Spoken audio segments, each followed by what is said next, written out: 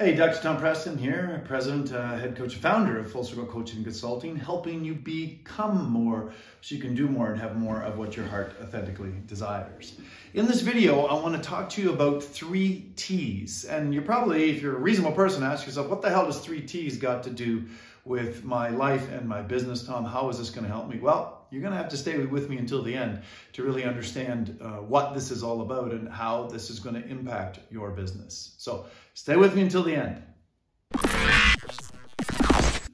Okay, so there's 3 T's that we're going to talk about today. And those 3 T's are historical within the chiropractic profession because we're talking about traumas, toxins, and thoughts.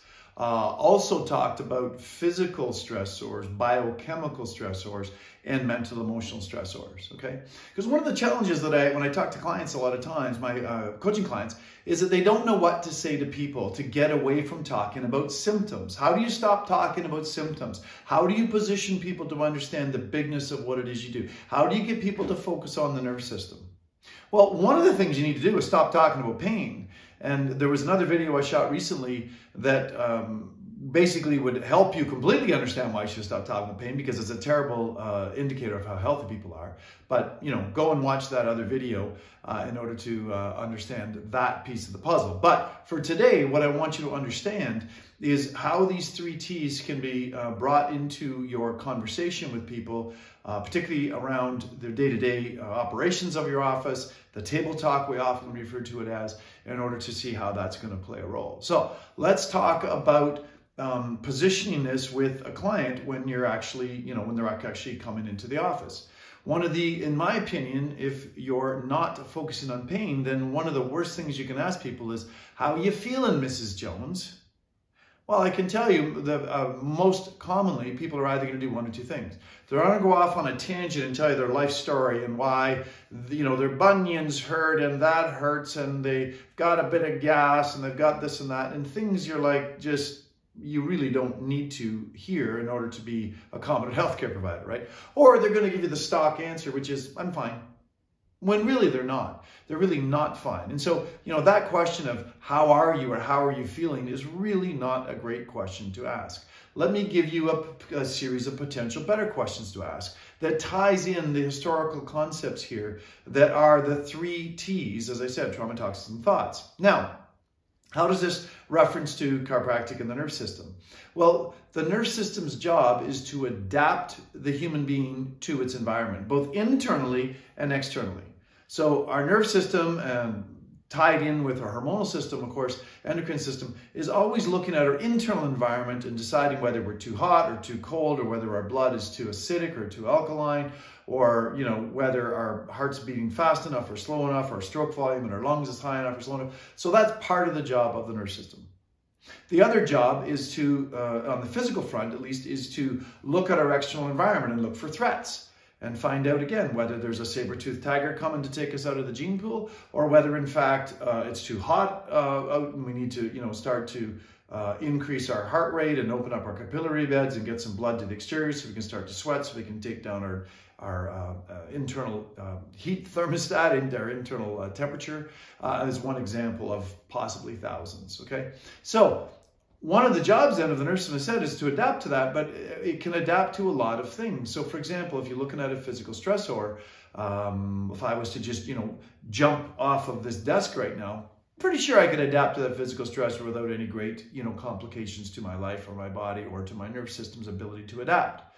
If I was to go and jump off of the roof of that building over there, I'm pretty sure I would have some challenge. If I didn't break a bone, I would definitely have some challenges adapting the magnitude of the force being subjected into my body, so that my nerve system has the highest opportunity now to become overwhelmed, and to protect itself, it basically shuts down a circuit breaker, which in my chiropractic office we call a subluxation, which is really the cycle of protocols and situations that bring somebody to the case where their nerve system is offline, their nerve system is subluxated, the cells that are being impacted both somatically and viscerosomatically, autonomically, are not now functioning at their highest level, and that may or may not cause immediate problems relative to some sort of an inflammatory response.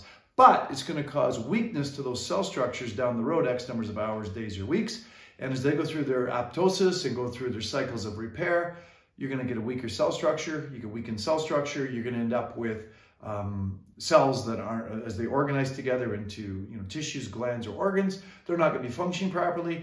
And eventually the warning signs go off, the smoke alarms go off, so to speak, and you're going to end up with a symptom, right? So understanding that from what we call first principles in physiology and anatomy, you realize that there's a whole lot more going on when you ask the question, about the physical stressors. So an entrance question for somebody coming in is to just say, hey, Mrs. Jones, how are you adapting to the physical stresses of your life?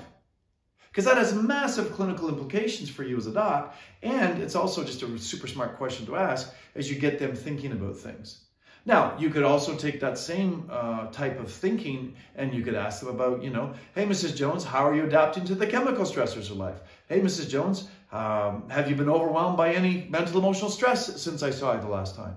All of these are clinical-based questions designed to, ask those understanding type questions to be able to really position yourself as the doctor, but also to lead people away from thinking only about symptoms and to get them thinking about function, get them thinking about how life is and what has been going on in the world since they first came to see you the last time. Okay. Now, the extension of that is as you're setting up, again, we're talking about maybe on a wellness level now, as you're setting up the next appointment for them. One of the things you always want to do in a tremendous best practice is to always make sure that the person, the practice member patient, as they're walking out, knows when their next appointment is. So you might say something like this. Mrs. Jones, all right, so your body did a great job of adapting to the physical, mental, and chemical stresses, the traumas, toxins, and thoughts, the 3 T's, of the last 2 weeks since we saw you the last time. As you look ahead, Mrs. Jones, how are those stresses, the physical, chemical, and mental stressors in your life, are they going to be similar? Because if they are, then a 2-week time frame is a great time for a wellness checkup. If you feel like there's going to be more stress, there's going to be an increased opportunity for you to subluxate and cause damage to your health and well-being, so we could shorten it up to a week, 10 days, or whatever. So it's a collaborative effort. You're getting some feedback from the practice member, and you're going to make the best decision, because just doing the same thing over and over again and expecting a different result is the definition of insanity. So we definitely don't want to do that. And because life is fluid, because stress comes up and comes down, what you want to do is be checking people so that their nerve system is at a high state of function, not just looking at pain, gang, right, as I've said over and over again on this video, but hopefully you're using tools, possibly surface electromyography, dermathermography, heart rate variability, and other tools to measure the function of the nervous system and not just focus on pain, so that you can understand and appreciate how well their system's functioning and how well that's going to be impacting them in the future based upon the stressors that they're adapting to. So again, some tips from the office platform here today, gang. I hope that resonated, and we're going to be definitely showing you more of this in the future as we role play how to ask these kinds of questions. Dr. Tom signing off, and again, if you're someone that's enjoying these videos, please subscribe, hit the bell. You know that you'll be getting first data of these videos as they get produced, right? Have a great day. Okay, so let's see how this could be role played. And again, we don't believe in scripts at Full Circle, but we do believe in templates. So every time it could be slightly different, and that allows for the authentic expression of you.